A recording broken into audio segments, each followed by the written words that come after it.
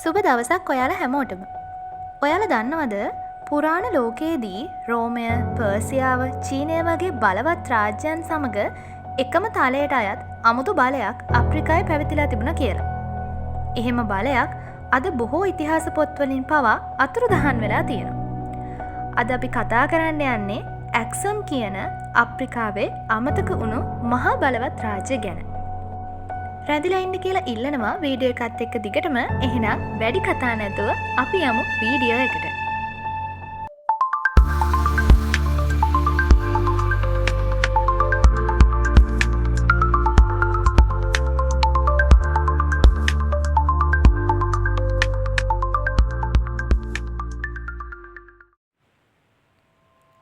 ඇක්සම් කියන්නේ අද දක්වා ඉතියෝපියාව සහ ඉට්‍රියාව අතර තිබෙන පුරාණ රාජ්‍යයක්. දකුණු අරාබියේ පුරාණ කාලයේ සිට මධ්‍යතන යුගය දක්වා පැවති රාජධානියක් වූ අතර එය වර්තමානයේ ජිබුටි සහ සුඩානය දක්වා විහිදිලා තිබුණා.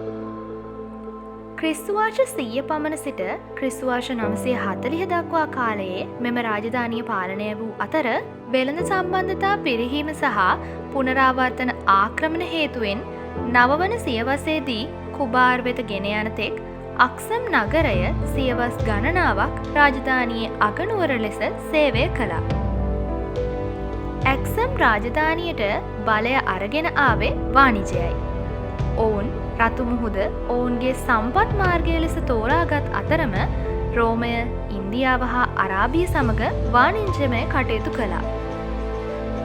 ඔවුන්ගේ කාසිවල King of Kings යනුවෙන්ද සඳහන් වෙලා තිබුණා. ඔවුන් මෙම රටවල් වලට ඇත්දල, රත්තරන්, මැණික් සහ කුළුබඩු ලබා දී තිබුණා. ඇක්සම් රාජ්‍ය පුරාණ ලෝකයේ පළමු ක්‍රිස්තියානි රාජ්‍යයන්ගෙන් එකක් වුණා.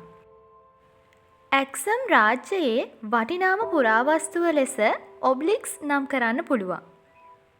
ඉතියෝපියාවේ පිහිටි දැවැන්ත මීටර් 24ක් උස මෙම පුරාවස්තුව ව්‍යාජ දොරවල් සහ ජනෙල් සහිත බහුමහල් ගොඩනැගිල්ලකට සමාන සැරසිලිවරින් කැටයම් කර තිබුණු බව සඳහන් වෙනවා.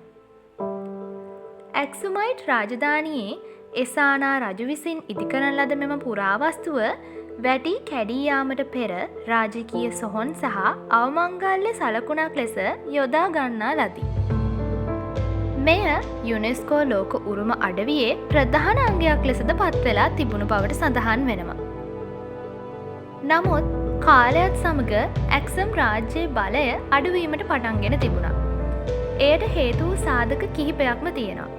අරාබි දූපත්වල නව වාණිජ මාර්ග පත්වීම, පරිසරය වියලීම, අභ්‍යන්තර ගැටුම් සහ ඉස්ලාම් බලය රතු මුහුද පුරාවට ව්‍යාප්ත වීම. මෙම කාරණාත් සමග ඇක්සම් රාජ්‍යයම අතුරුදහන් වුණා. අද ඉතියෝපියානු සංස්කෘතියේ බොහොමයක් ඇක්සම් වලින් පැවතාව ඒව ලෙස සඳහන් කරන්න පුළුවන්. ඔවුන්ගේ භාෂාව, ලිවීම සහ විශ්වාස මේ සියල්ලම වාදී දේවල් ඇක්සම් මූලික කරගෙන පදනම් වෙලා තිබුණා. අදටත් ඉතිහාසඥයින්ට තේරෙන්නේ නැහැ ඔවුන් සම්පූර්ණයෙන්ම නැති වුණාද නැත්නම් වෙනත් රටකට ගියාද කියලා. ඉතින් ඔයාලා මීට කලින් මේ වගේ අමතක වුණු රාජ්‍යයක් ගැන අහලා තිබුණද? ඇක්සම් ගැන ඔයාට හිතන විදිහ කමෙන්ට් එකක් දාගෙන යන්න කියලා මං ඔයාලගෙන් පුංචි ඉල්ලීමක් කරනවා. දිගටම මේ වගේ වීඩියෝස් බලන්න මගේ channel එක subscribe කරලා bell icon එක click කරලා තියාගන්න. අදට එහෙනම් මං ඔයාලගෙන් සමු ගන්නවා. ඔයාලට සුබ දවසක්.